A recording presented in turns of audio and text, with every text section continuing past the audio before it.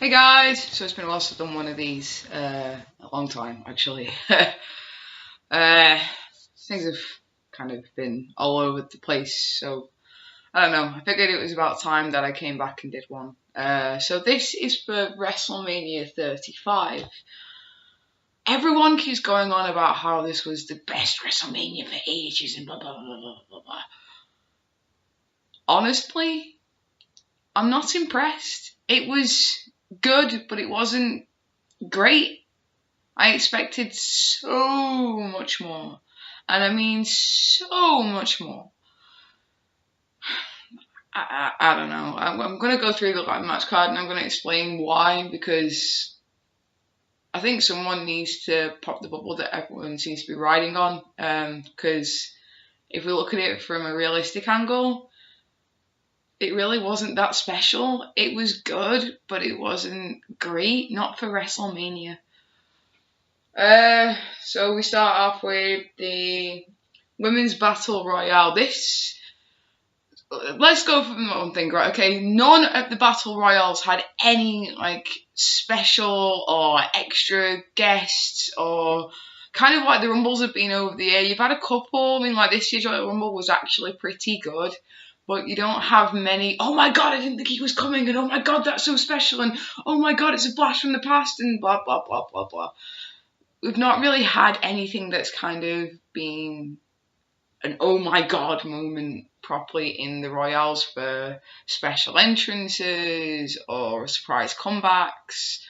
It's all been pretty standard and... Okay, let's begin with the Women's Battle Royale. Okay, so I already just touched upon the fact that no special entrances, no special surprises, no surprise returns, comebacks, blah, blah, blah. Maybe they're just saving it for when they do Evolution again. Well, yeah, Women's Evolution pay-per-view thing again. But the Women's Battle Royale should have been something bigger. I mean, this is only the second year that we've had it, so... Can I just say, the cup, right, it looks like a uterus. Honest to God, the Women's Battle Royale cup looks like a uterus.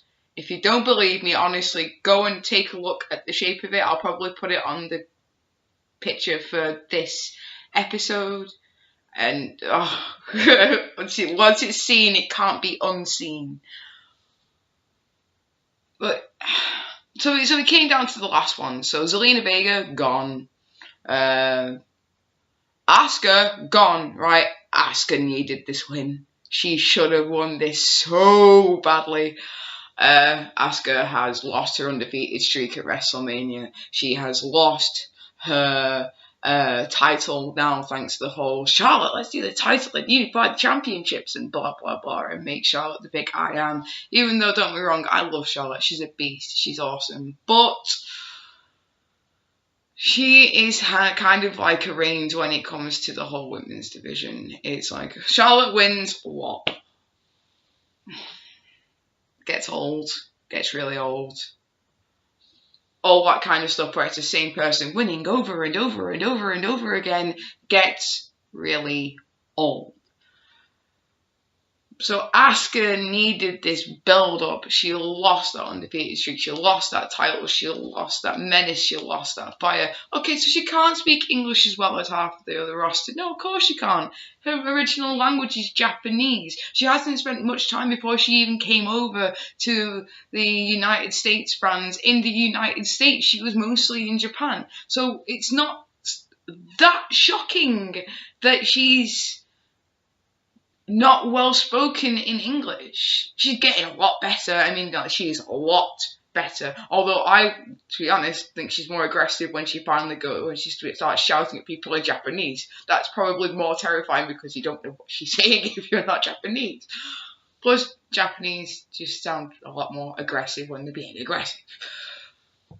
But Asuka needed this build. She needed it. And no, eliminated. At least midway on. About 3/4 of the way through. It's like, damn it. So that was gone. That's out the window. Apparently everybody's ready for Asuka. So it came down to Sarah Logan and...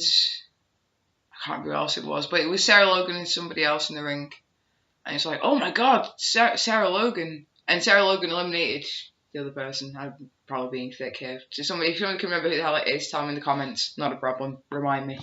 But the fact that Sarah Logan made it down was like, yes, okay, then if you're not going to give it Asuka, give it her. Great, because the Riot Squad have lost so much in the last months. Like, Ruby Riot squashed by Ronda. Every single match they're in, they lose. They lost the Elimination Chamber Tag Team Championship match with Liv Morgan and Sarah Logan. It was like, yes, let's build up Sarah Logan as a beast. I mean, don't get me wrong, this looks so much better for the fact that she got down to the last two. But, and then up pops Carmella. Wow. Like, Carmella wins. Repeat that. Carmella won out of all them. The woman who is now currently famous for doing a 7-second dance break, which is cheesy as hell, and I get that it's something for the kids, but it's really, really not that good, as we found out later on during the night, which I'll talk about in a bit. But oh dear God, it was so bad. She did not deserve it. She doesn't. Well, she needed kind of raising up after she lost the momentum with the whole Money in the Bank thing, but this match should definitely have belonged to Asuka. She needed that win so much more than Carmella did. Way more than Carmella did. I don't know, maybe they're trying to build up Carmella as well after all the Corey Graves stuff that came out, but nobody seemed to actually care. I mean, like, there was no weird comments or heckles during Elimination Chamber, which it came out, the rumours, or the news came out just before then, so I don't know, make of it what you will, but honestly,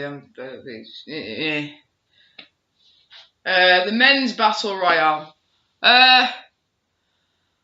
same, really. It was just pretty naff. To be honest, if I had to pick a winner who could have done with that after losing a lot of momentum, would have been either Andre, who we think hilariously eliminated himself, because he did a Hurricane Rana to take someone out, and his feet landed on the floor, and his face afterwards was, oh my god, I'm eliminated. It felt like that wasn't meant to happen. And I'm wondering if they're probably going to address it on SmackDown, or maybe they won't, but that was quite funny. Poor Andrade. If he didn't genuinely mean to take himself out, that was hilarious. But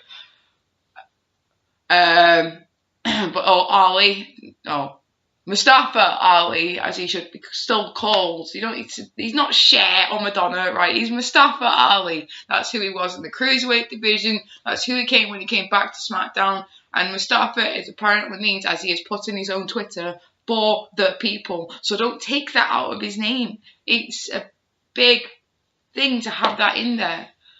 Ali on its own is so boring. Mustafa Ali is who he is, who he was, and who he should be. That's it. But he needed this because he lost Elimination Chamber. He was supposed to be Elimination Chamber and then didn't get it because of the whole fact that Kofi obviously took his place. Granted, that builds up a new interesting story with the whole Kofi story, which obviously culminated at WrestleMania. Don't get me wrong, right? Kofi has needed a lift for a long time, but Ali was starting to gain some momentum. So if he wasn't going to get into the main match, he at least deserved that. Plus, with the fact that he was eliminated at Royal Rumble by Nia Jax, Ali could have really done with this win as well. But unfortunately, the all culminated in Strowman doing some weird celebrity segment, which was built up throughout the Raws, and we kind of expected. And then when it happened, it was like, yay! But I expected that moment to happen like midway through and then see what happened at the end with all the wrestlers. But honestly, they did the whole under the ring thing, which they've done for two. Like, they did at the Royal Rumble with Zelina Vega underneath. Now, granted, it was so funny that they bothered to do the whole Hornswoggle thing afterwards. That was sweet after the whole thing that happened with Titus and him going under the ring to look for Hornswoggle. That was a sweet little tie-up, but it wasn't necessary. It really, really wasn't necessary. to reuse that. It'll just get, if it gets overused, then nobody enjoys seeing it anymore. It just gets boring, plain, again, overused. So it ends up with Strowman eliminating those two, and then Strowman wins, lol, which we all kind of expected. And I hate the fact that most of these matches have ended exactly how we've expected them to end. This is one of my big problems with this WrestleMania. I know, like, everybody, yeah, of course I wanted Becky Lynch to win, of course I wanted Kofi to win, of course I wanted Seth to win, of course I wanted AJ to win, blah, blah, blah. All the wins that we got through all this will feel good. Yes, everybody won the way they should, blah, blah, blah, blah, blah. But there's no twists, no turns, nothing that made me go, oh my God, I didn't expect that to happen. The only thing that happened like that was Cena's entrance, which again I'll cover in a minute, but nothing special really happened. And that there was no twists, no turns, no curves in the stories, nothing that made you go, oh, I can't wait to see what happens next. Well, you could, because of the fact that who we wanted to win won, but I don't know, I like my stories to turn out a bit differently. I don't want to sit there expecting exactly what I think I'm going to get. I like it to be... I like things unexpected to happen at Mania. That's kind of the point in WrestleMania. Moving on. Okay. This was all on the kickoff, by the way. Okay, and certain things being on the kickoff I don't mind, but I've covered this before. Championships should not be on the kickoff. It devalues them, okay? The whole point of Mania is to showcase the Immortals and blah, blah, blah, blah, blah.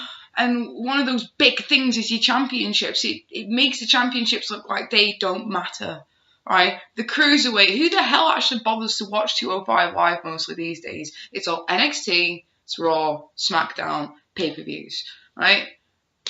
The Cruiserweights are basically null and void, non-existent. I'm not surprised that Hideo finally went to get them off. I'm not surprised that half of them finally went, I'm gone, right? The 205 is more of a developmental area than NXT is these days. And what's the point of even having a Cruiserweight division? I miss the old way that they used to do the Cruiserweight division, which was the Cruiserweights were part of Raw and SmackDown. And they had their own titles, they had their own things, and they felt like they mattered. And then every now and then they would put the Cruiserweights into the heavyweight match, and you'd be like, oh my God, they can actually fight against them. And hence why we got people like Rey and Chavo and stuff like that finally going for the big titles. That wouldn't have happened if we'd have only had the Cruiserweight division. Not the Cruiserweight division shouldn't exist, but it should be more important than what they make it. They just make it a gimmick, and it should matter a lot more than that. So we had Buddy Murphy versus Tony Nese. Decent match. Tony Nese gets the win. Not exactly an amazing match, considering Tony Nese I would call way more heavyweight style than I would a high flyer, considering cruiserweights aren't just meant to be like... They tend to be more of the high flying kind of division, which is more what you would expect from them. So kind of more like Lucha Libre kind of style. How awesome is the cup? Gotta brag. Oh, yes, it's Cena. But I'm not bothered. It's a WWE cup and I got it for free, so I can't complain. Oh, got all the coffee. So yeah, Tony Nese, Buddy Murphy finally losing that championship. He's had it for a while. So it's not surprising that he's got it. And Tony Nese has been in the Cruiserweights for a long time. He's been in 205 pretty much since it started. So it's about time that pretty much the Atlas of Cruiserweight division finally got that title. He deserves it. He does deserve it. Whether he can kind of represent the Cruiserweights in the right way is a different matter. But... yeah, it was the right time, right person, but again, should not be on the kickoff. Continuing onwards, the Revival versus Zack Ryder and Kurt Hawkins. You gotta love how much they care about their tag team divisions, you know, considering both tag team matches were on the kickoff. Again, the whole title equals pre-show equals the values. It's there again. So after what happened at the Hall of Fame, if you haven't seen it, watch it. Basically, it cut to black during the actual show, but Bret Hart got attacked by some idiot fan. Obsessed. Like, if you've read this tweet saying stuff like, "Well, you got a women's match, why aren't you responding to me, Vince?" No. Oh, shut up, right? What an idiot. In so many ways. Like, Vince ain't gonna talk to you, right? And also, why can't women main event? I mean, don't get me wrong, this main event did not turn out as well as I hoped. Winner, yes. Match, no. It kind of showed why women don't always get in the main event, and I hate saying it as a woman, but I am going to touch on this again in a bit when I finally get on to talking about the main event. I'm going to try and make sure that this video is not an hour and a half long like the last one, because that was stupid. Because obviously, you know, you don't want to sit there watching me for an hour and a half, do you? Do you? But yeah, so during this thing, during the scuffle, most of the wrestlers jumped on the stage, defended him, grabbed him, took the freaking van out of the arena. Some of them got a few shots in, like Biggie was dragging him like halfway across the freaking ring, but Dash Wilder, right? You see him with the takeoff, just goes, bop! Just knocks the guy out, and it was so good. Just like, how dare you touch our legend? It was great. It was great, right? But I figured, oh, well, after that, maybe they'll like kind of keep Revival here and maybe carry on with their push and keep them going. But this was Kurt Hawkins and Zack Ryder that they were against. Now, they were in the hometown, and it was one of those things where it's like, oh God, they're in the hometown. Now, they are in the hometown tonight at Raw, which I'm going to watch. But considering when this video is going to go up, I haven't seen it yet, but I will have seen it after, obviously. I will try and cover that if I've got time, but, you know, commitments, blah, blah, blah. But, yeah, so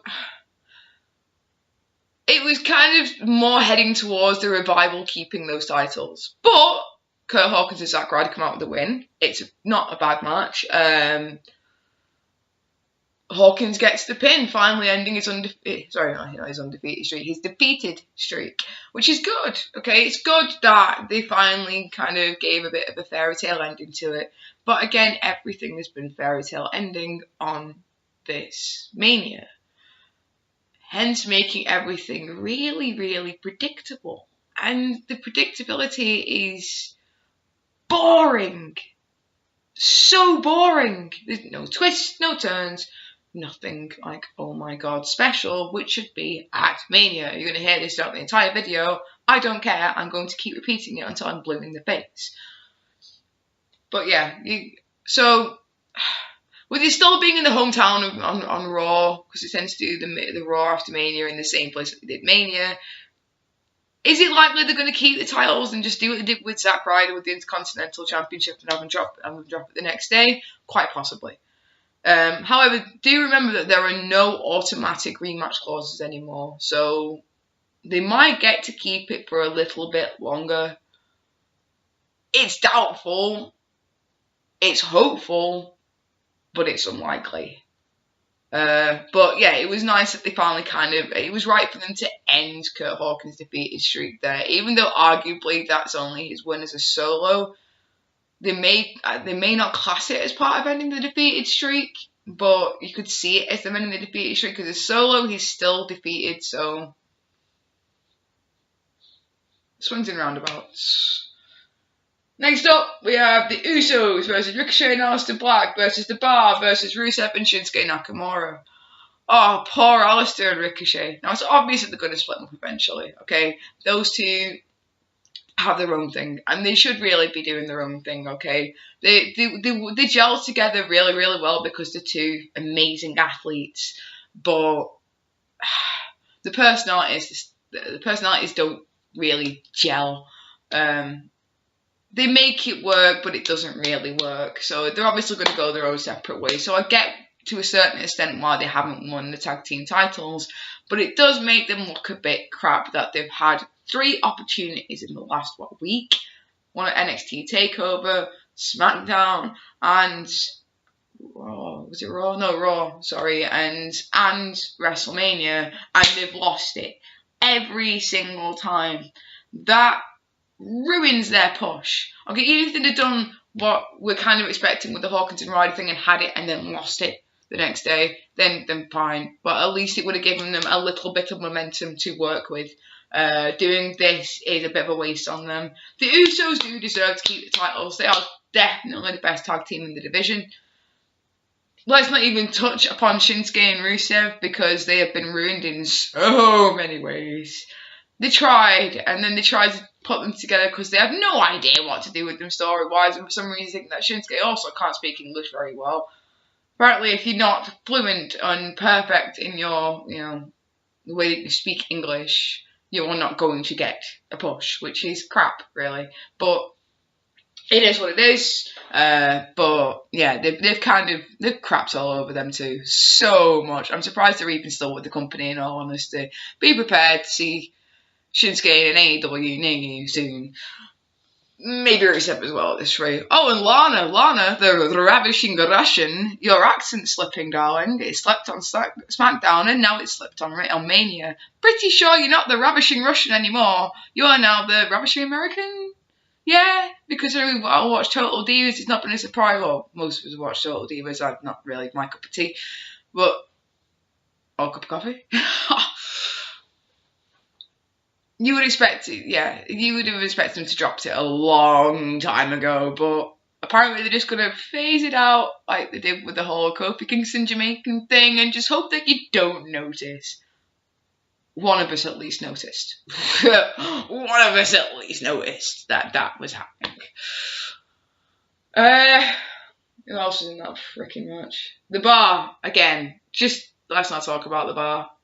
The Bar lost it ever since it went to SmackDown and then got pushed and then pulled back and pushed and then pulled back and pushed and then pulled back and pushed and then pulled back and then ruined. And oh look, they're barely even freaking a blip on the tag team roster. Shocking. But yeah, the Usos are right to get kind of. The Usos are fine to keep the titles because they've done so well coming from where they've come from. I mean, don't get me wrong, right? The Rikishi's kids. We pretty much knew that they were going to be badass because they're from the Anoa'i family. But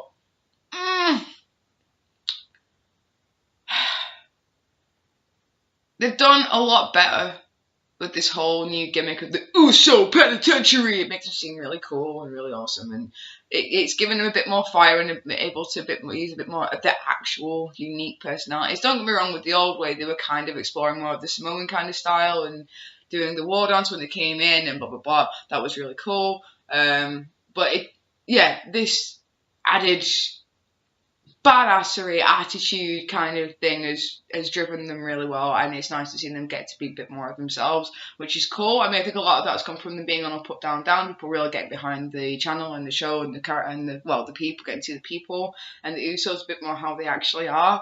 But in all honesty, the Aleister Black and Ricochet could have really done with this win because it would have stayed as a WrestleMania moment and they would have got a bit of a push that they needed since they're completely new to the main roster. Right, let's try and do this in order. Okay, so we start with Seth Rollins. Finally opened the show. Yay! Woo!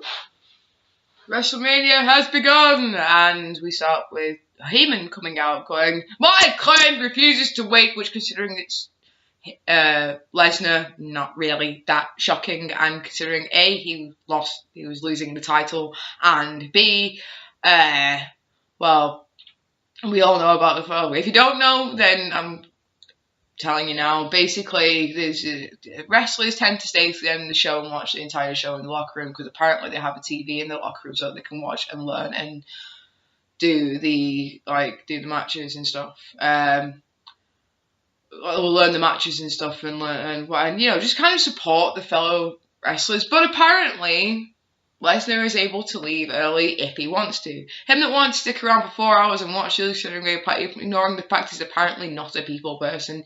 He, can never be arsed with most of it. And he was already probably peed off that he was losing his title. Well, yeah. Heyman comes out, makes the announcement, this match is going up first, and it's like, okay, cool, okay, that's an interesting opening. I quite like the fact that they opened with that. It was a bit of a twist that was happening then, and then Heyman coming out to announce it was pretty cool on its own. It also gave Heyman a bit of a spotlight, because, you know, Heyman is freaking king. He's just amazing. The way he speaks, the way he sells, the fact that he is pretty much 100% honest, ignoring basic salesmanship. He is a god in wrestling, not gonna lie. But okay, so am I happy that Seth won? A wee bit, just a bit, yes. I am a massive Seth Rollins fan, and I'm still a massive Shield fan. Ignoring individualness like Seth and Dean, yes, Reigns come to later on. But yeah, I liked the little video, but considering he came out as a Night King last time, I expected him to come out in some awesome gear, and it was a nice little touch that he came out to his gear that he wore when he was last champion. So that was kind of probably a bit of a spoiler, really, but yeah, we've not seen him wear that gear, the gold and black gear, for a long time, so it was really cool to see him come out in that. It was a nice little touch, a nice little sentiment. But okay, so we start off with Seth just being thrown around like a ragdoll before the bell even rings, which you could see as Lesnar potentially punishing Rollins for taking his title, or knowing that he's going to take his title, or maybe you could throw it in as the story as if he's scared of Rollins. But honestly, I think that's Lesnar's way of punishing him for taking the title off him. But I'm glad that Seth won, because of the fact that we finally get a champion on Raw, and the championship is going to be a regular thing rather than, oh crap, there's a championship here missing. Oh yeah, it's a Universal Championship. Oh yeah, I forgot about that. It's actually going to be a focus again, which is great. But the problem that we have is the match itself. Yes, that opening bit I got, okay. But Lesnar gets knocked into the ref, and then Seth does a low blow. I don't like that. It keeps the Beast looking strong, but it makes Seth look weak. And I don't like that. Seth is a very talented wrestler. Okay, don't get me wrong. Lesnar ruined the match between him and Ambrose, when this is why Ambrose called him lazy in the first place, which is because of the fact that he had so much stuff lined up, thinking, oh my god, I've got a no DQ match between me and him, and we're going to do something awesome and great, and I can make this really twisted and messed up, and, show off the lunatic versus the Beast and blah, blah, blah. And then he's basically like, I want to do suplexes and F5s. Okay. So he had to work with that, and I can't blame Ambrose for calling him lazy. This is where I get invaded in my home by Lesnar. Please don't kill me. But, yeah, no, Seth deserved a better way of doing that. Showing his resiliency, especially the year before with the whole Kingslayer thing and the way he defeated Triple H and blah, blah, blah, even though he was ill and he had the flu and we all knew about it because of his Twitter. And then he just come back from his knee injury, etc., etc., etc. And Seth deserved a better way of winning than that. Don't be wrong, he finished it off with 3 curb stomps, and that was awesome. And buzzing, fucking great that he did the whole spinning title thing like he, normally does when he wins. And it was great to see that. It was good. It was nice. It was a nice little touch coming out in the game, blah, blah, blah. The rest of it was fine. But him winning with the low blow was disappointing. It just didn't do wonders for Seth. It just made him, I don't know, look desperate. And that just doesn't look right for Rollins. It just didn't show him in his greatest light. Yeah, he won. But, yeah, it just... the way he won was disappointing. AJ Styles defeated Randy Orton. I expected this match to be spectacular, right? Because AJ Styles is one of the best in the business, hands down. Come at me if you disagree. I don't care, right? Everyone knows this. Everybody knows this, right? And Orton can put on some fantastic matches. We've seen it. Yes, he can be a bit same moves over and over again, but he has shown before now that he can do some pretty extra special stuff. There was a match many years ago in Hell in a Cell between him and Cena where they were reversing each other's finishes, and they even turned one AA into an RKO and blah blah blah, and it was beautiful. So maybe it's just who he works with. Maybe Orton's just not a fan of AJ. I don't know, but. And AJ Styles versus Shane McMahon, that was a great match. Randy Orton at Wrestlemania with Seth Rollins, where they did the frog splash, something like that? No, the curb stomp into an RKO. Beautiful. It was. They can put on some spectacular stuff, but this was so mediocre. So mediocre, and I went to the footage. I went to a sports bar to go and watch it because it's nice to be amongst the people and experience it with. If you can't be there, then kind of still being in an audience and getting to have that moment, share that moment with people. But we're all going, Styles Clash from the top rope! Styles Clash, you got to do a Styles Clash! No Styles Clash. AJ wins with a phenomenal forearm. A phenomenal forearm. A phenomenal forearm. I don't care. He's not a finisher. It's not a finisher. It's lame. It's boring. It's like me, okay? I'm not a big fan of the elbow drop. Yes, okay, it can hurt. And yes, okay, it can damage people. And yes, okay, it's not exactly like a weak move. It's probably a little more damaging than a frog splash, say. But, considering, the frog splash you pretty much lie across them and then that you basically pinpoint in one area. I get it. I do, right? I get it. But, the phenomenal forearm is more like a signature move, especially for AJ, because we all know that his big main finisher is the Styles Clash. And he only brings it out for the big main events and the big main battles. For him to win with a phenomenal forearm, it's just weak. And the match itself was just so blah. I expected so much more from this, and trying to work out who built SmackDown and blah, blah, blah. Considering they built the story in about 2 weeks with some amazing, and I quote, amazing promos. Where they touched upon TNA and all that kind of, and that was great. The fact they touched upon each other's history and made it personal and actually spoke to the fans, that was cool. But, I was so disappointed in that match. I expected so much more, especially from both of them. And what they've done before at WrestleMania. Shane McMahon defeats The Miz. Same thing. Okay, so this was the one where the feel-good winner didn't win. I've got to say, it's great to see Shane as a heel, because we have not seen Shane as a heel for a long time.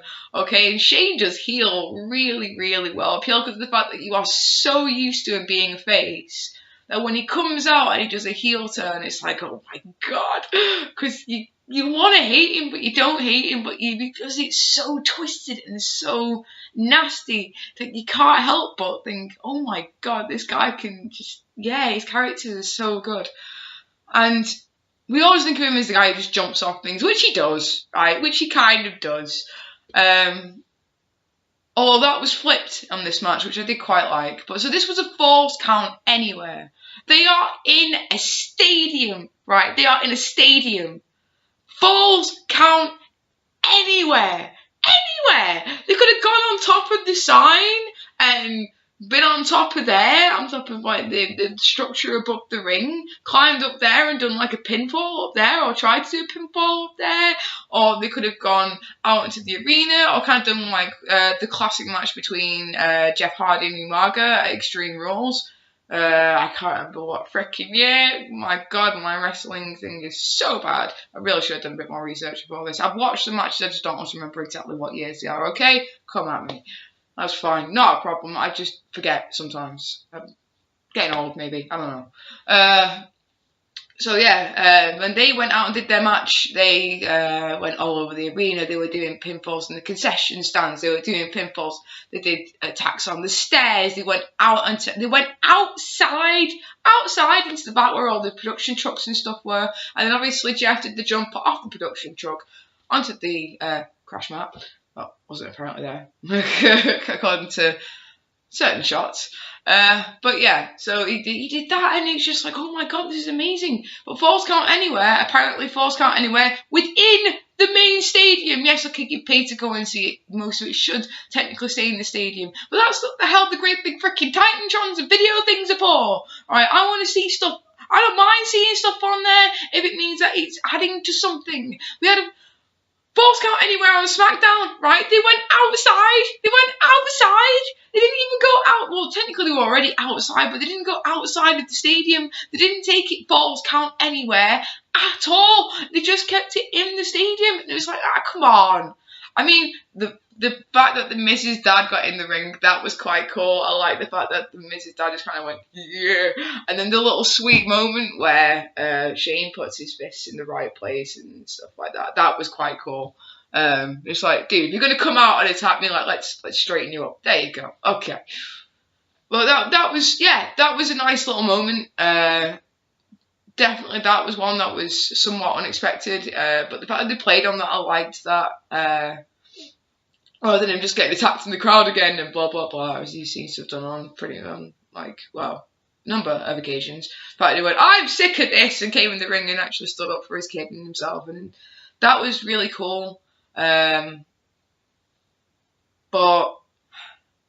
yeah, so they finally did the big moment where somebody jumped off something. Somebody was jumping off something. Shane's in the match. Somebody was jumping off something. We knew that. We kind of come to expect it from a Shane match. So they kind of climb up this production thing in one where the cameraman is, and they do a suplex from the top of there. Now Shane begging for mercy from falling from a height. Just when does he care? Now granted, I get that's part of the whole fearful heel thing, but a little out of character for Shane. But you can let it go for a bit, because honestly, I genuinely was expecting a Mankind Undertaker moment where Miz was going to just push Shane off or just shove him. But so they do the suplex, and Shane lands on top of Miz. So it was kind of interesting to know that Miz did the jump instead of Shane doing the jump, showing the face is willing to do anything, and the heel is going to run away and blah blah blah. But for Shane to kind of be the top of that pinfall, I don't know what I make of that. We could have ended that story really, really easily, unless they're going to plan on carrying on the feud to something like SummerSlam or carrying it on at Money in the Bank. Maybe. But honestly, I mean, unless this is going to be a way of him turning face very quickly again, going, oh, actually, we're co-best in the world because we both fell down and blah, blah, blah. Although you could have had them both have a pinfall there, end up pinning each other, and then they could have still said, oh, but yeah, we're both co-best in the world, and etc., etc. Or maybe Shane's going to come out and say, oh, you bested me, but he took the pinfall, so you can just rub it in his face. So the ending, I don't know. The match was good, but again, there's not much point in calling it Falls Count Anywhere if you're just going to keep it within the same vicinity, because the anywhere part doesn't matter. Yeah. Right, so the women's tag team match. Decent, actually. The first time I've ever appreciated the Iconics, because they looked sick. I loved the whole, devil kind of look. That looked really awesome. I really liked that look. Maybe it's because I'm metal, gothic, blah, blah, blah, whatever you want to call me. But, yeah, no, I really liked that. That looked really cool. Sasha and Bayley still champion at this point, but Iconics take it. I have slight issue. Natalya and Beth Phoenix come out with Bret Hart. Cool. Okay, fair enough. Would have been nice to see Bret kind of wear his gear, considering he's just been inducted into the Hall of Fame the night before as well. Even if he didn't wear the pink strappy thing, if he at least wore the shades or something. But it is what it is. Oh, them all come out wearing the shades, considering what Seth and Becky did at the Hall of Fame ceremony where they were wearing the shades. That would have been really cool, a nice little touch, blah, blah, blah. Obviously, they didn't do it. It is what it is. Moving on. But the fact they came out with them was nice, considering the Heart Foundation had just been inducted. Or even, it would have been nice if Natalia wore the jacket with the shades as a little tribute to the Heart Foundation. I know it's a dad and it's their choice and all that kind of. I'm not saying what she should and shouldn't do. I'm just saying it would have been just a nice little extra added element. Let's see. Okay, so Beth Phoenix. Oh my God, Beth Phoenix is not only fitness goals, she is a god. She is so good.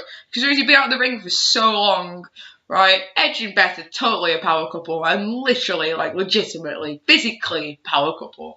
They are brutal, right? And Beth is still a freaking beast. A freaking beast. Oh my God.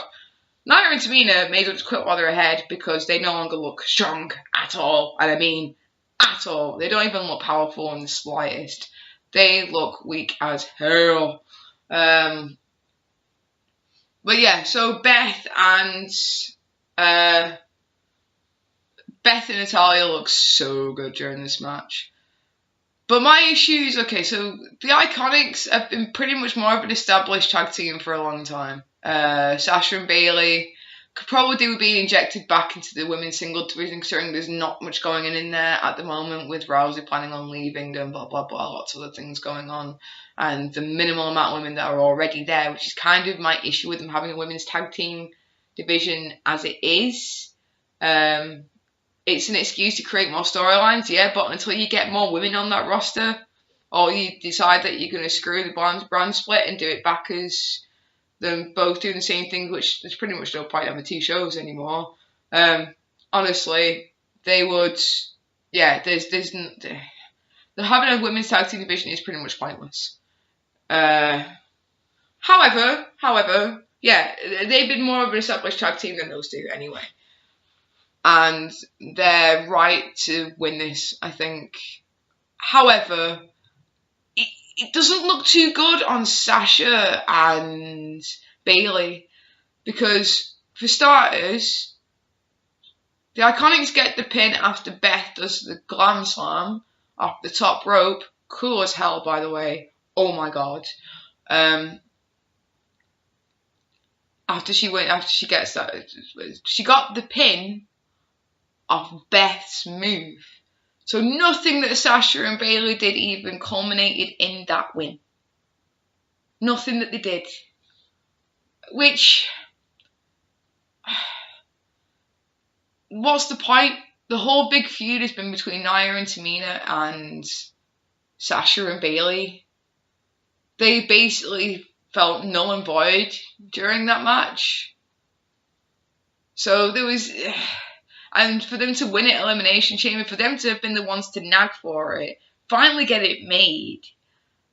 And then I think the win means more to the Iconics, considering it's been their dream for many, many years to be tag team champions. But it was Sasha and Bayley who campaigned for it to even exist in the first place. So Sasha and Bayley should have probably maintained for a bit longer, considering one pay-per-view they win it, next pay-per-view it's already gone. And maybe they're going to create a feud between those two, but again, no automatic rematch clauses. Honestly, I think they need to bring that back. Because if they end a match in a really weird way, there's no way to kind of return it back to that without forcing them to go through this whole gauntlet bull again and try and rebuild back up for it. Having the automatic rematch clause is nice because you can set... If you want to do what they're doing recently, because Raw and SmackDown are really annoying me at the moment with... They don't build up the stories anymore, okay? The night after a pay-per-view, you go, right, this is your main event for the next one. This is all your matches pretty much sorted in a week. Carry on with your lives. We'll build up the rest. We'll make some stuff up until the next pay-per-view. It's like, well, no. I like it to come up genetically, okay? And build up the stories to the point where you're like, I want them and them to fight and either kill each other or at least get the title, right? You want to build it up so you are so much behind them that you really, really want that match to happen and you can't wait to see what happens. And they're not doing that. It's not genetically, it's not happening naturally. It's just like that happening now. Okay, bye, we'll work some stuff in. Build up the feud, build up the matches like they used to. I don't care if I don't know what the main event is until either the week before or the day before the actual pay-per-view, as long as I am behind it. As long as I can invest myself emotionally into it, as long as I feel part of it. Like Kofi winning, right? Kofi winning was freaking amazing because of the fact that they kind of... Okay, I'm going to touch upon this in a bit when I actually talk about the actual match, but they let that story happen naturally. They let it happen naturally to the point where you're like, yes, I can't wait for this match. We didn't find out until the week before that he was actually even going to have that match. And that was great. That was great. Because we actually really, really wanted it to happen. We were really behind it. But they only do it with the odd story. They don't do it with all of them. Even with the Triple H and Batista thing, you could argue there's been little bits of Twitter chatter here and there, but there still hasn't been a build-up. Not properly, apart from shouting, give me what I want. Like a freaking child. I want to feel invested. That was what mattered to me, and this is what doesn't matter to them anymore. The stories don't matter anymore. But sometimes, as we've seen with this Wrestlemania, neither does the matches. And that's the whole point in wrestling. I want to feel invested to the point where I can't wait for the match, and they have these little bits in between, and then the great big one culminates at the pay-per-views. And then when I see it, I'm like, yes, and I go away with this buzz and this feeling and this energy. But you can't get invested if there's nothing going on. If everything feels forced. And then try and drag stuff up to try and make something happen. You can make something happen. Just actually bother to invest in your characters, in your wrestlers, in your stories. The stories matter just as much. The character development. Why the hell do you think Ambrose left? No creative input, and then wasted when they actually kind of give him some, as you put it, hokey character. Because they just dragged it out of nowhere. They didn't even use it as like a breakdown after what happened after Reigns. They should have been more caring to do it the week after. Still think that. But they could have built that up. They teased it, but they didn't build it. There's no beginning, middle and end. Even the Seth and Dean feud. We were looking at another Mankind and it could have been so beautiful. But they wasted it. They waste the stories like they waste the talent. And they wonder why the people want to go. This is why. Kofi, back you up, we're there. Right, Kofi Kingston beats Daniel Bryan. Okay, so, yay, Kofi! He totally deserved to win. Okay, 11 years, yes, he's been there and done all this weird crap, and he finally freaking got somewhere. He's not just a gimmick, he's not just, he's not just there, he's not just a tag team or a cruiserweight or something like that. He's, again, I'm not saying that tag team and cruiserweights don't matter, touched upon that, watch earlier, blah. He felt like he mattered because they made it build. But the problem with this build is that they completely copied Daniel Bryan's build. But it's been quite interesting to watch them do that this time, because it's been against Daniel Bryan and showing Daniel Bryan as a hypocrite, which kind of works with the character that he has now. So having the duplicate storyline in this case, so you could class it as lazy writing, has worked in this way, because being called a B+ player, being called this, being called that, as Kofi touched on his promo on SmackDown, he being called a B+ player and having to go through the rigor to get to where he was very much what Daniel Bryan did. And having that story again culminate WrestleMania to the same kind of elation was good. And I like the fact that they did do the whole reveal of them bringing back the old championship, but the new old WWE championship. That was cool as well. But in all honesty, okay, so there was rumours before this match even happened that somebody was going to get involved. And the same thing happened with the Seth Rollins one as well. There was rumours that somebody was going to get involved in the Seth Rollins match. That one of the UFC champions, because they've been calling him out and saying that they're going to turn up at WrestleMania and blah, blah, blah, are going to turn up at WrestleMania and interfere or distract in that match. That would have been a nice little turn. That would have been a good thing to do, keeping Seth and Brock looking strong. Okay? Distracted is not looking weak. A low blow, it's kind of looking desperate. So Kofi there was talk of Big E potentially turning heel. Now there is rumours of the New Day splitting, which will probably happen. Especially now they've given this title to Kofi. Are they going to do a heel turn with Kofi? Would be interesting, would be nice, would be cool. Are they going to do it? Probably not. But if they do, great. Again, it'll be like history repeating with him getting the title and power corrupting. So you could make something out of that. But yeah, this win felt like it mattered and that was good. But we could have had something a little more happen out of it. Yes, the New Day didn't fully get involved. Yes, they took out Rowan and blah, blah, blah, as they should do. To be honest, the ending on SmackDown with the whole Tag Team Championships was really, really good. And the fact they've shown the brotherhood between them throughout the SmackDowns and the WrestleMania has been nice. But I expected more. Genuinely expected something a little bit extra. The moves, considering the two people that we had in the ring, I expected to be less, again, generic. Expected something a bit more, wow, that was amazing and blah, blah, blah. But we didn't really get that again. But it wasn't a bad match. It kept you on your toes. It kept you like, oh my God, what's going to happen? But again, I expected something to kind of happen. Like, there was also rumours about Vince getting involved in the match. And that maybe the match wouldn't even go ahead. I don't think that would have been the right thing to do, but maybe having Vince come out and call something or do something or blah, blah, blah, or maybe even give New Day a quick thing beforehand, I don't know, could be quite fun. But no major twists on this. But however, yes, good to see Kofi win. Probably won because of the fact that there are plans in place to split up the New Day, which it did tease a little bit on SmackDown. But yeah, all in all, good win, but again, nothing unexpected. It all built up to that point where you thought it was going to win, and he did, which was great. But again, it's a feel good moment, which is fine. But no twists. Again, nothing special, nothing weird, nothing.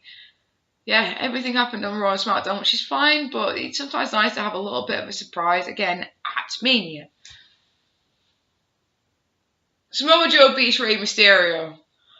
I don't know how to feel about this one in a few different ways. Okay, so do I think Joe should have kept the title? Yes. He hasn't had a build as a monster or as a force to be reckoned with for a long time. Okay, he's needed this. He needed to keep that title. He did. Do I think that Rey deserved it as well? Yes, I think we didn't really do enough with the Andre Cien Almas and him. Andre, what yeah, I've been calling him Andre throughout this video. Andrade Cien Almas feud. I think we could have gone a lot further with that because I went to SmackDown Live last year in Manchester in November, and that stole the show. There was loads of good matches, and the final match where AJ teamed with Daniel and blah blah blah before obviously Daniel got the title and stuff.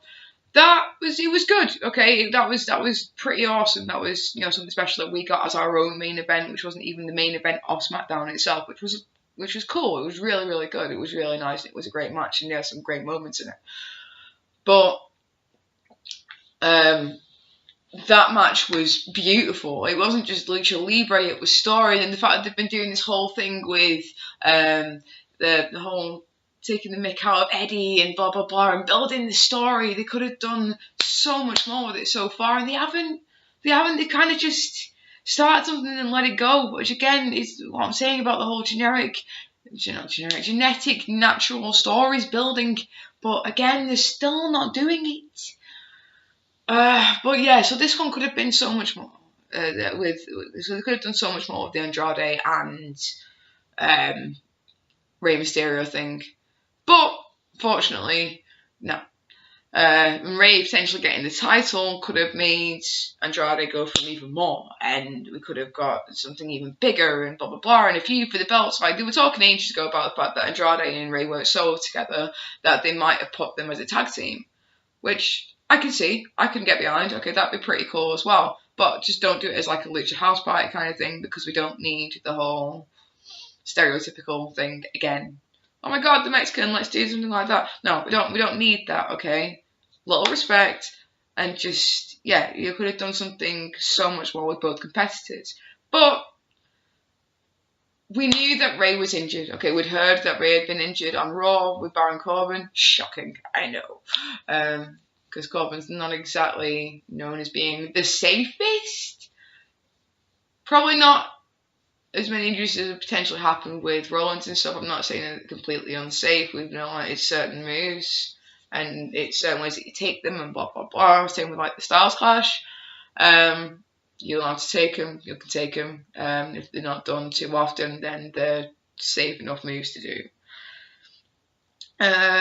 But yeah, so Rey got injured, basically. Let's just go back to that. Rey got injured. He broke his ankle on Raw, and we weren't even sure if the match was even going ahead. So the fact it still happened, good, to a certain extent. Or they could have just used somebody else in his place. As much as we kind of wanted, as much as it's good to see Rey finally back properly at WrestleMania, to be squashed in less than 2 minutes does not look good. I mean, it builds up Joe. It makes him look like more demonic and evil and twisted and dark and blah, blah, blah. Because I love Joe, okay? Amazing on the mic, amazing in the ring, veteran performer. He's got the whole package, okay? You would not want to mess with the guy. He is a freaking beast, okay? But yeah, it put him over really well, but it put Rey down. And considering Rey's not been back for long, and we haven't, like I said, we haven't really done much with the Andrade thing, it wastes Rey. And Rey needs a bit more of a build-up, considering he's only just got back. He's at least, like, permanently on the main roster. He needs a bit more push. And he's not getting that. Like, I don't fully understand why they brought the Hardy Boys back together for them to do nothing with them, especially at Mania.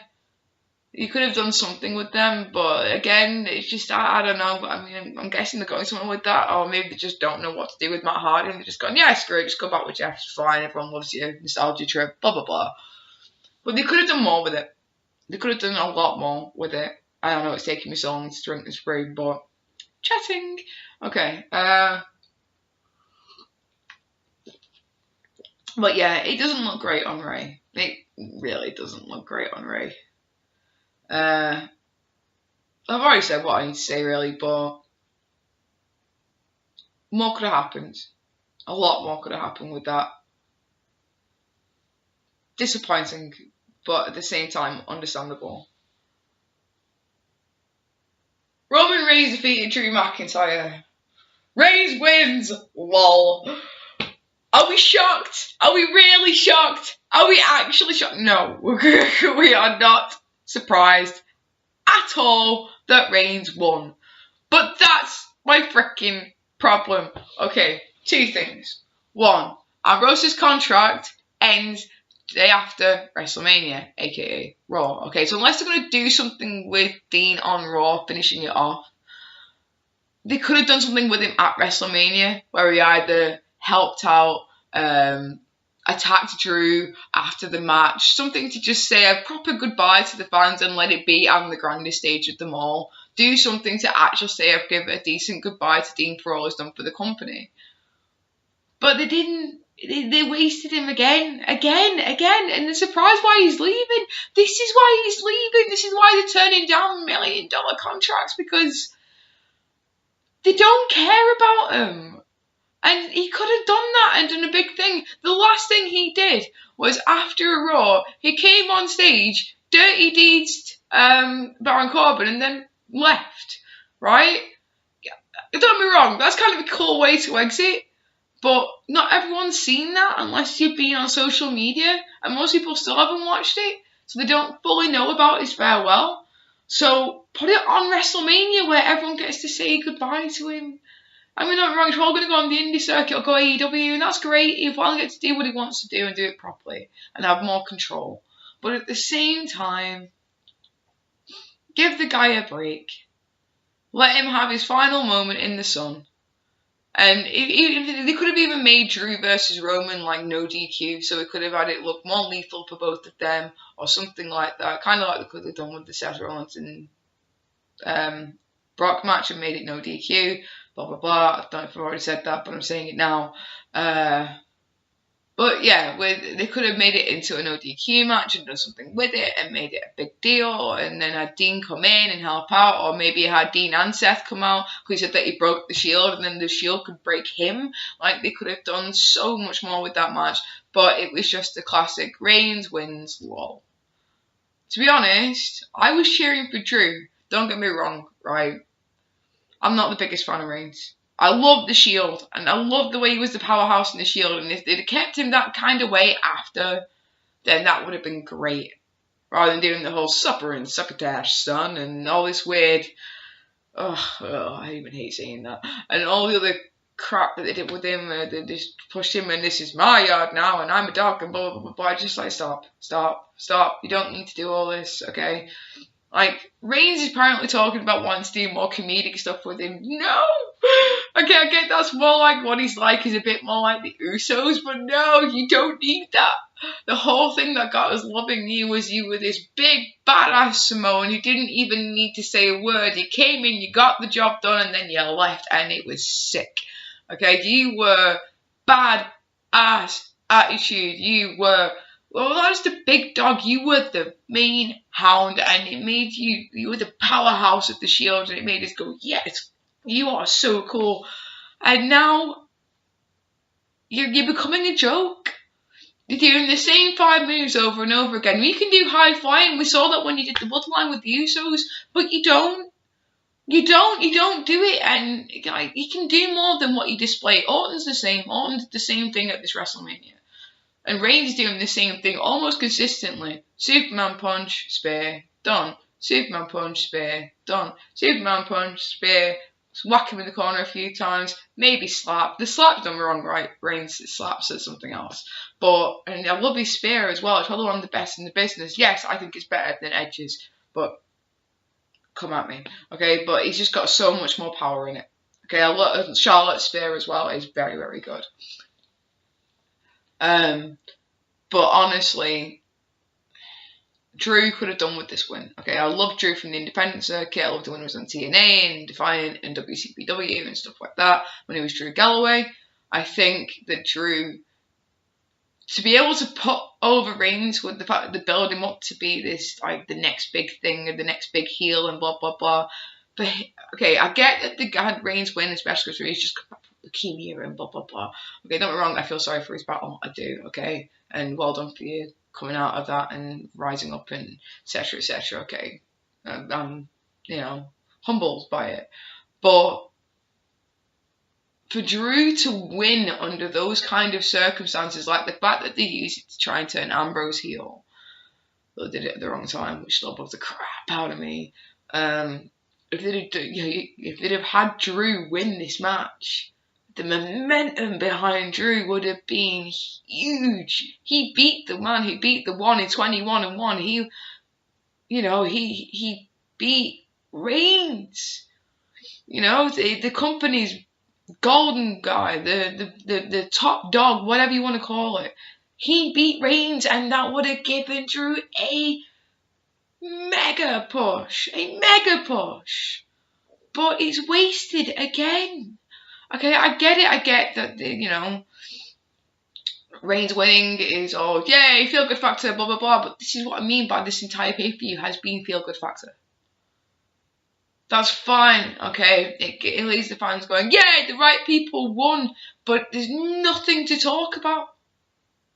There's nothing to talk about and say that, yes, he won, but did you see that? And oh my God, I wasn't expecting that. And holy hell, did you see that? Nothing unexpected happened. Well, a couple of unexpected things happened, but nothing that you could write home about. Okay, maybe one thing, but I'm going to talk about that in a minute. But honestly, oh my God, like, yeah, Drew's been knocked down because of this. Like I said, there's so many ways, more ways they could have, you know, made this match feel much more important and much bigger and done something with it. If you want to end that match, then like I say, Seth Dean and Reigns out at the end or something like that, you could have done so much more with this. So much more with it. And again, wasted match. Triple H and Batista. Oh, poor Batista. I mean, don't get me wrong, right? Ring-wise, he did so well, okay? Was not expecting to come back and be as badass as he was. Like, he did really well. I mean, I don't think he's quite as much used to the endurance stuff anymore. Because he seemed a little more out of breath than he normally does. Maybe that's age as well, but yeah, he just... Yeah, he was still good though. He was still brutal. He still seemed like the animal. He still seemed like a badass. It was good. That was great. Poor guy though when he came in the ring. Climbing in and he trips up over the ring rope and you're like, oh no. Oh no, please don't tell me what the rest of the match is going to be like. Oh, poor Batista. Poor Batista. Funny though. Funny though. Triple H's entrance, the whole Mad Max thing. Okay, I get that it's a tribute to a movie, but very similar to last year's. I know he loves his bikes and stuff, and yes, he played the game, and it's always kind of bittersweet hearing it because of the fact that obviously Lemon passed away, and so it's a nice tribute, etc., etc. But it always kind of feels like a tribute, and that's beautiful but heartbreaking. But yeah, I mean, okay, originally I wasn't. The entrance was cool, but not spectacular. He came out looking more like a member of the Shield, riding a freaking dirt bike than a badass kind of road warrior. Although it looked cool, but Triple H can do better. I've seen better. The Terminator one was awesome at WrestleMania 30. The King of Kings, where he had like the, you know, where he was in the throne and then he came up and he took the mask off and all that kind of stuff. That was really cool as well. But the last couple of years have been The bike is cool for him to come down on the bike, yeah, okay, cool, yeah, because I know that Triple H is a big motorbike fan, etc., etc., proper metalhead, especially during the fact that, you know, NXT has got Slipknot, yes, you know, because that was where most of my music taste came from, wrestling, so, like, the metal and stuff I got from wrestling, and a lot of that's been missing, and then Triple H is bringing it back, and I've got a little Triple H, but yeah, okay, so, I gotta appreciate Triple H for that, you know. But, okay, so going back on track, I was worried about this match at first, Triple H versus Batista, because the Saudi Arabia match was, so cringeworthy. I mean, so cringeworthy. It was slow, it was poor. Shawn Michaels totally stole the show, came out of retirement, kicked butt, and then went again, and that was... Yeah, I mean, like, it was cool. It was on commentary for this match. That was great. Considering the whole Evolution thing. I say Evolution, sorry, the Generation X thing, with the whole fact that they'd just been inducted. That was cool. But so the match was good. The match was probably one of the best ones of the night, hands down. It was brutal, it was beastie. So I was worried after what had happened, and honestly, no need to worry. Okay, this match was brutal. It was perfect, actually. They mixed in bits of Evolution.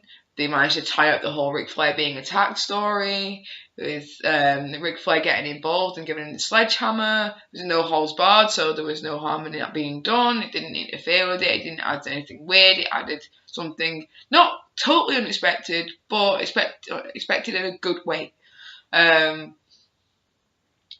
The match didn't, like, there wasn't a lot of botches. It was clean. It was, okay, the bloody tables. What is going on with the tables on WrestleMania 35? Holy hell, those things are, whoever's made them has made them really strong. They've reinforced the tables. They're supposed to break at some point. It's not a pay-per-view until the Spanish announce table is destroyed, and that is always my saying. But yeah, so, like, I was expecting... losing track again. So yeah, I mean, like, it was a violent match. It was brutal. The whole pacing being taken out was very Randy Orton. I don't know. Maybe it was meant to be a bit of a nod to that. I'm not sure, but it was, yeah, that was fine. But yeah, they made it good, and it culminated in, like, Tales of Evolution, and wrapped up the latest storyline with Ric Flair getting involved, and it wrapped up everything really, really nicely. It was good. It was great, and that was probably one of the best matches of the night, hands down, if not the best. Actually, I've got to give it to that match. That match had everything in it. It was done really, really well. Batista still comes out looking strong. Triple H still comes out looking strong. The fact that he actually got to use the sledgehammer, I was so happy. Because every time he brings up that sledgehammer, Brock Lesnar ended up using it. Everybody else ends up using it. Even in this case, Batista ended up using it. It was like, come on! Come on! And then Triple H ends it by, hitting him with the sledgehammer. And it was like, this is proper Attitude Era. This is, well, Attitude Era is less post-Attitude Era, because I think Evolution was more like in the later that kind of era. But yeah, no, that was probably the match of the night for me, because it had everything that you wanted, everything that you needed. Yes, it was kind of obvious that Triple H was going to win, and no, the build-up wasn't as good as it could have been. But yeah, as a WrestleMania match, it had all the right elements. Oh, this is where I start crying. Or at least trying not to. Corbin defeats Kurt Angle. What the hell? What the hell? I mean, oh God.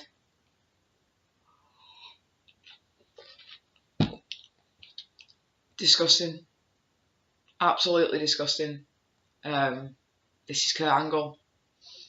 15, 20 years of giving his life, his body to wrestling in general. And it's been ruined. In so many ways.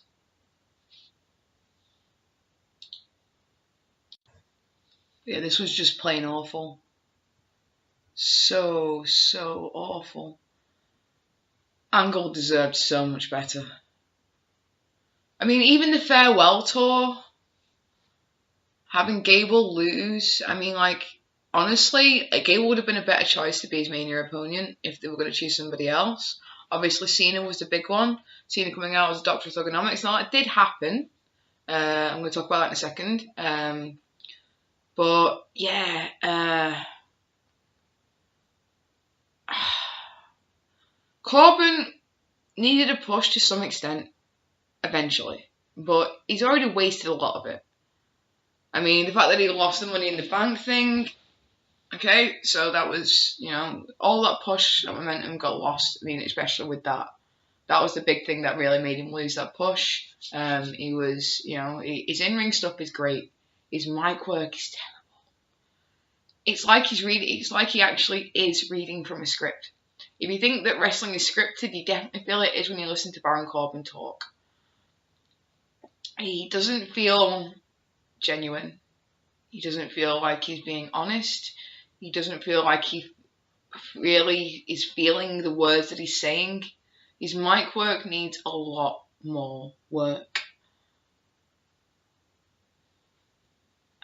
it finishes off, in a way, it kind of finishes off the whole storyline between him and Angle, but Angle should have got the win over Corbin on Raw for that whole general manager story that to finally culminate. It should have culminated on Raw because that was what it all was about. Or even on even an Elimination Chamber or something like that. For it to finish at Raw for it to finish at WrestleMania as his final opponent, his last ever opponent, was heartbreaking. And for Corbin to actually get the win, apart from the fact that it's going to cause bragging rights for him, it doesn't do anything for Angle. Nothing. This guy has dedicated his body to it. I mean, like, I'd say going back to the farewell tour, okay, so you had Joe versus Angle. Again, even if Joe had won, or Joe had been the final one, I mean, like, okay, he's got the championship now, so he couldn't really have done it, but you want to see a great match between Joe and Angle, don't watch the one on Raw. Go back to TNA's history and watch some of their stuff. Because, like, there was a winner-takes-all one, King of the Mountain thing between those two. And that was amazing, okay? The stuff from their feuds from there when Joe first turned up and they had their initial feud and the way that used to continue was freaking epic. You looked forward to it every time you knew that they had a match. Okay, so go back and watch that stuff because their stuff on WWE has been mediocre or poor. Especially considering we know what they can do. Having him against Apollo Crews, okay, granted, Apollo Crews may have been a fantasy as a kid, and yeah, okay, Apollo Crews. Somebody mentioned to me because I bumped a couple of wrestler fans on the bus to town to go and watch WrestleMania. Someone pointed out to me maybe he's getting more screen time because he's going to win the Battle Royale. That would have made a lot more sense for that to happen, but nothing came of it. Apollo Crews, though, he needs a personality. Okay, he seems like a genuinely nice chap, but that's kind of the problem. He seems way too nice. He's got nothing else going on for him.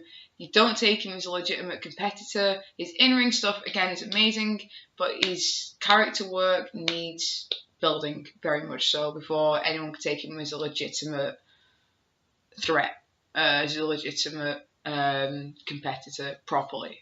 In-ring, yes, okay, like, cruiserweight division would probably be better for him. But in terms of, like I say, personality, it's just not there. He flips and he smiles, and that's kind of all he's got. Other than that, no. And he didn't have any... Rude would have been better on that farewell tour. Rude and Gable being on there, you know, not handicap kind of thing, but again, you want to see some great match between Rude and Angle, go back and watch early TNA. Somewhere between like 2005 to 2011, their stuff was incredible. They had some amazing matches, but again, like, the WWE have just wasted them, as they do, you know.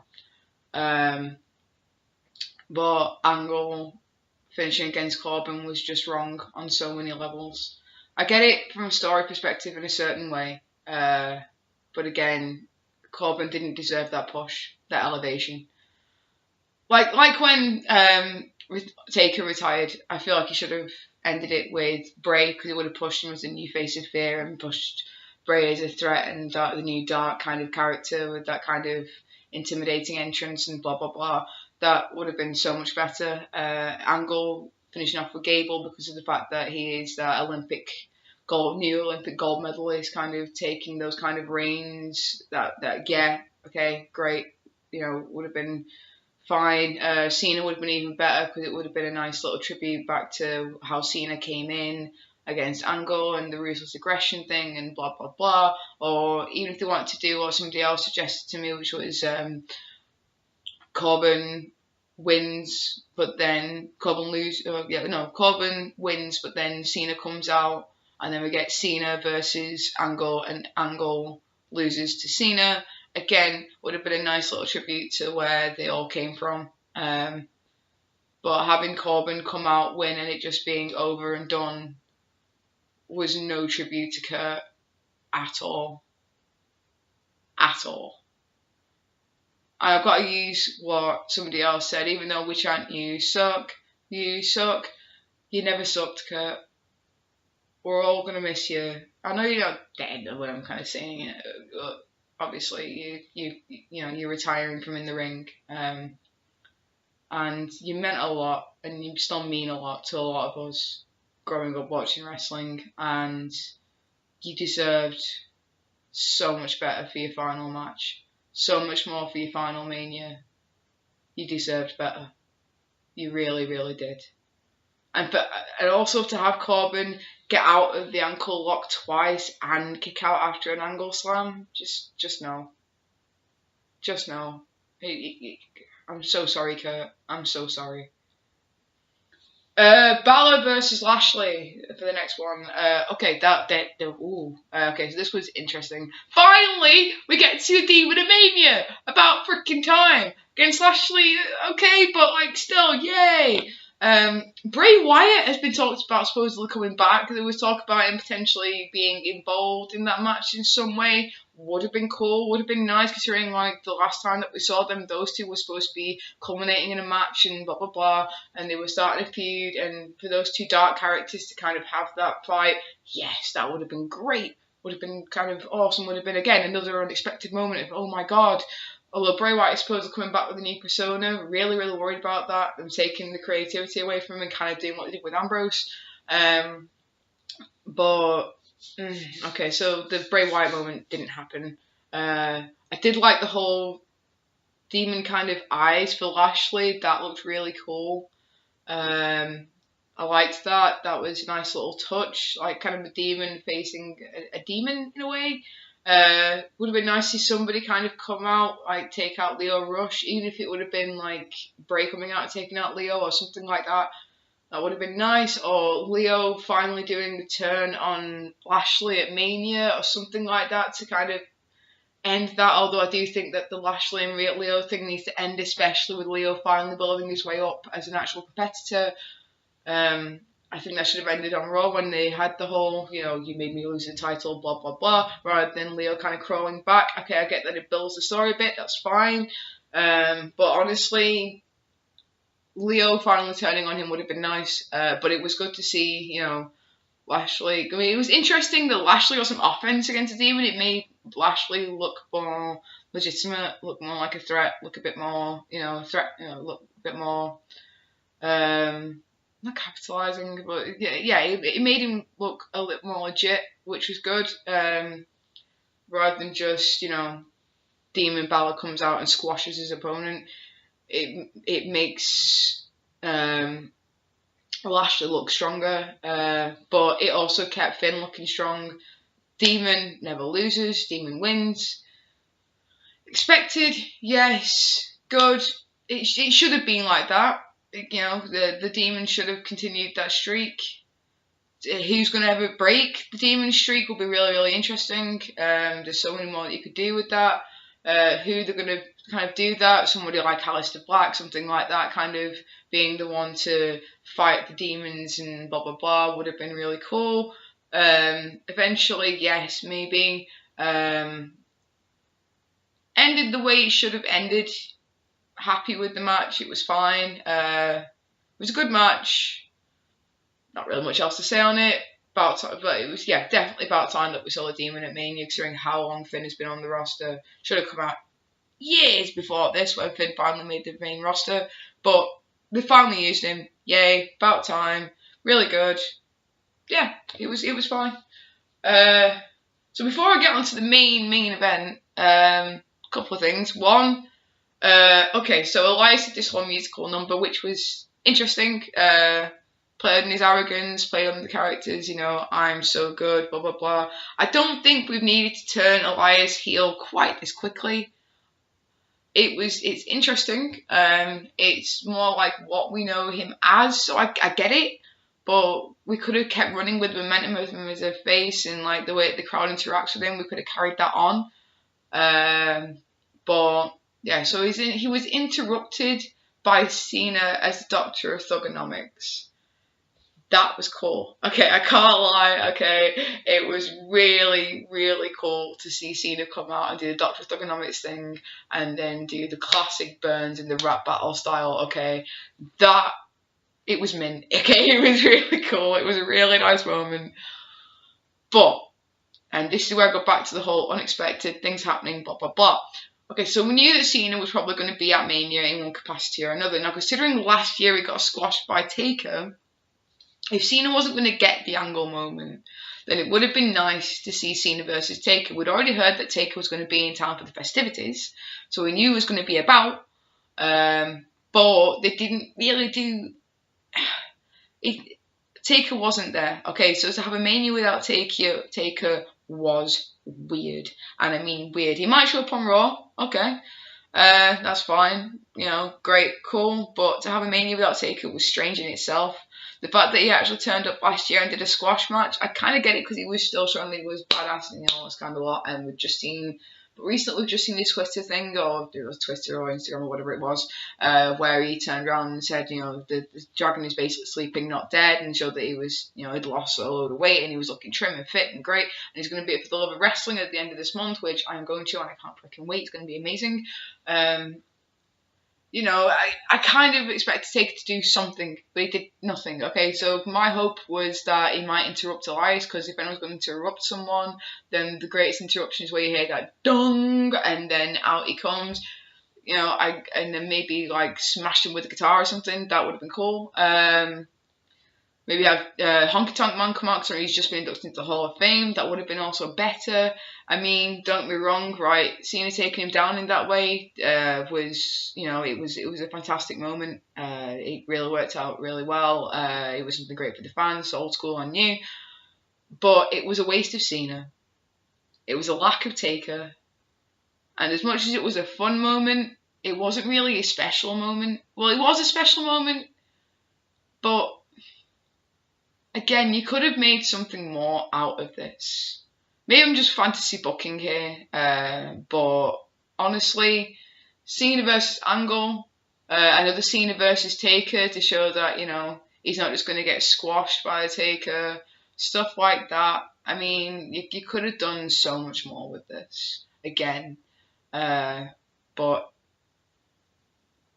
I don't know. It was great to see him, but it could have been used in better ways to build up bigger things. Okay, so final match. Right. Okay. I am all for the women. I really want to see some intergender eventually.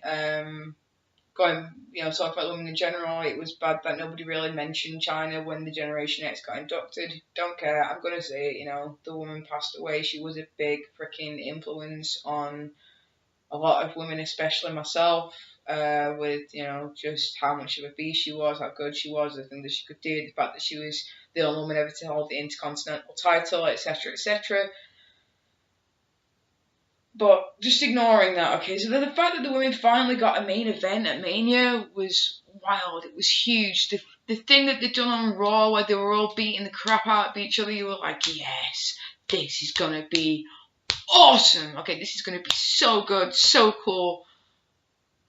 One other thing, okay, there was no point in having Alexa Bliss as the host of WrestleMania. The host did nothing. Okay, she came out a couple of times, chatted a bit with the crowd, and left. Okay, I get the host is kind of meant to do that, but she didn't really do much. I don't really understand why we even had a host this year, because the host was someone was just there to go, we've got high attendance, yay! And then, welcome to WrestleMania, bye. I don't understand the point. But, so we were all expecting such big things from this match, like, oh my god, it's a triple threat, no disqualifications, blah, blah, blah. And it's Becky Lynch and Charlotte and Ronda Rousey, and it could be a unification of the titles and blah, blah, blah, and etc., etc. And we were all so hyped and like, oh my god, this match is going to be amazing. Yes, we all wanted Becky to win, and yes, she won, and that was great. The match wasn't. The match was botchy.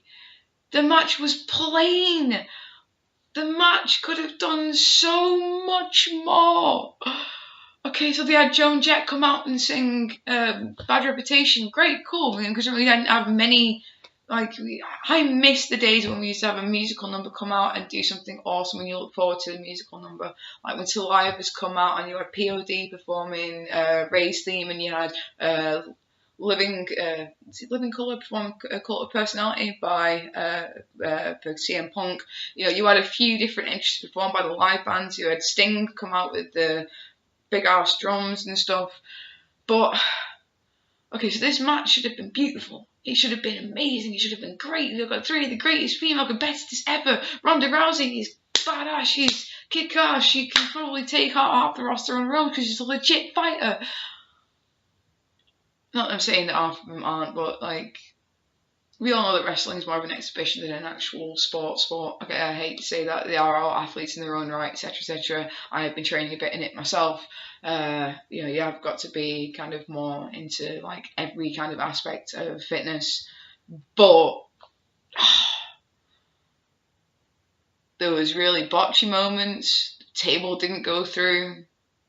We had a nice double spear from Charlotte. That was cool. Not many weapons got brought out. There was no kendo sticks or anything like that, especially starting with what Charlotte and Becky did at the pay-per-views past. You know, we could have had some bigger moments, some bigger things. Now, it looks like Charlotte injured herself during that match. We think she did. We don't know for certain, but we think she did. So apparently, a couple of things that have come out. One, potentially Charlotte was actually meant to win. Now, that would have been an interesting twist rather than having every single feel-good one win. It's bad when the people don't get the recognition that they deserve. Yes, it's good that the fans kind of got all the winners that they wanted. But like I say, no twists. Nothing unexpected. But if they weren't going to do that, then I expected more from the matches, okay? And especially this one. And in all honesty, there was no proper major moments.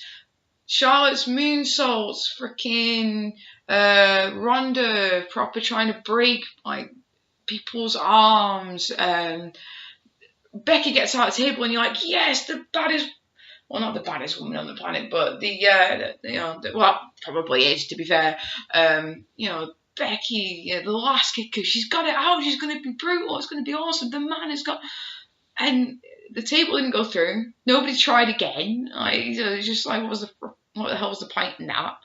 And then she wins with a really weird pin. Now, people are saying that maybe it's a Montreal screw job on Ronda. Ronda wanted to leave, Vince not being happy, Ronda apparently bad-mouthing the business and stuff like that. Considering Ronda wanted to get in this so badly, considering she's inspired so much by Roddy Piper, you would have thought that, they were going to do, they would give her a bit more credit than that. But, she wouldn't have said half the stuff that she said. But, yeah, honestly,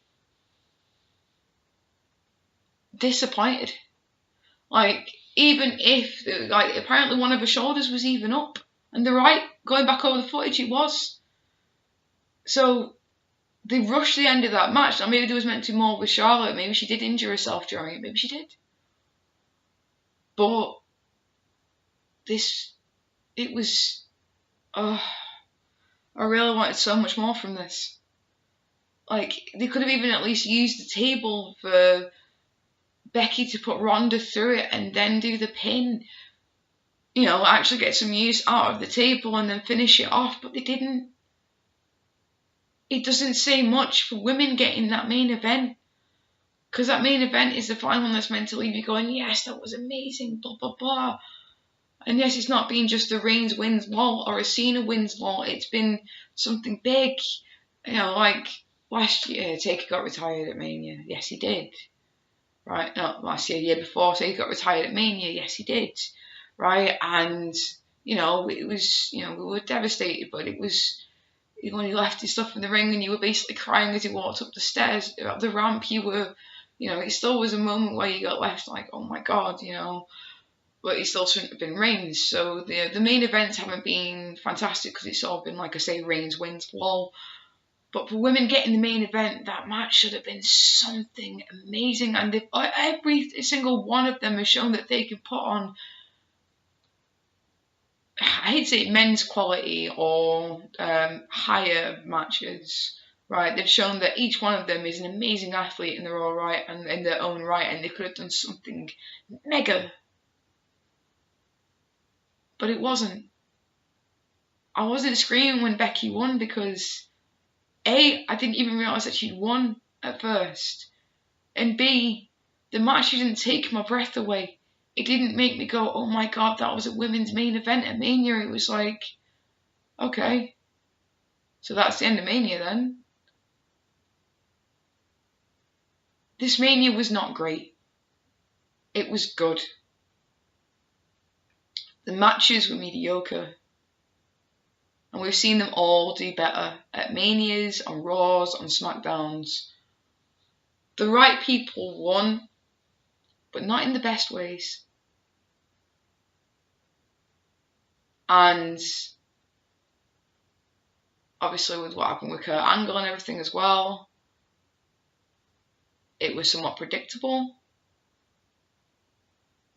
There was very few twists, very few unexpected turns. Nothing really to write home about. Which is why I kind of hate the fact that everyone's turning around and saying it was the best Mania in a while. Not really. It was good. But it wasn't amazing. And it could have been so much more. And as a wrestling fan, it kind of disappointed me. I didn't leave feeling that kind of high. I left happy that the right people won, but I left feeling underwhelmed. And that shouldn't be how you feel after a Mania. You should feel a roller coaster of emotions, culminating in something wild. We're heading in the right direction with the women's division, but we're still not in the right place. One day we will be. And I believe in them, you know. Even Ember could have walked away with the Battle Royale win as well, but that's going back. Talent is still getting squandered. Matches are still getting wasted. And stories are still getting lost. And it leaves me disheartened with the WWE. Don't be wrong, right? Impact kind of lost its way, and then WWE kind of became the mainstay because they basically took all of TNA's roster. And we were like, okay, so this should make something better, but it really hasn't. And I'm really hoping that eventually we're going to get more. And that one day the women's division will be represented truly the way it should be. So yeah, I mean, like, unfortunately, it's not probably been the best one to come back to, but I'm going to carry on back with these videos. I'm going to try and shorten down the runtime, but then again, it's been really hard to cover 7 hours worth of wrestling in less than 2 hours. Kind of less than an hour, to be honest. And I don't script these. And I know the reason why I don't script these is because I don't want you to see that I'm reading off something. Yes, okay, you can see this, but it's just a list of matches so that I don't end up missing something that I should have covered. Yes, you've probably seen me reading off a screen before, because not because it's a script, but because of the fact that it's just a reminder of exactly what happened. But, yeah, I mean, I don't want you to see it like that. I want you to see my feelings, my emotions, my real reaction to everything that happened. And I don't want to fake that. So, here's what it is. Let's hope the Raw after Mania brings us some awesome, amazing special surprises. I really hope it does, because we need something. We need either the brand split to stop, we either need a way more NXT roster coming up, and we definitely need to expand the women's division because there is not enough competitors to cover everything that they want to do. Oh, and less talking on Raw. Right, let's have a good mix of wrestling and talking, hence why SmackDown is definitely the better show. You're going to call it the B show, let's call it the better show. because more stuff works out. They seem to care more about the mix. And we need that on Raw as well if they're going to make it like 3 hours long. So this is me signing off. Oh wait, before I do, actually, I've started going to more gigs. So I'm going to be starting to upload more gig videos and stuff like that. So you're going to get some videos of different bands that I've been to see. Unsigned and signed, and indie and non-indie. Well, I say indie, I mean independent, not in the indie sense.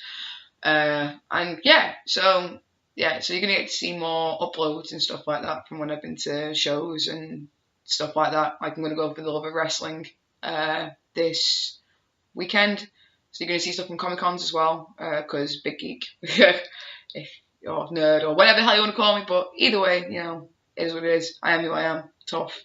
And I'm going to be uploading more stuff like that, interviews, Q&As, blah, blah, blah. Not from me to them, unfortunately, but, you know, stuff that I've been to and experienced, and you're going to get to see a bit more of who I am through this YouTube. So, yeah, good to see you guys again. Till next time, see you down the road.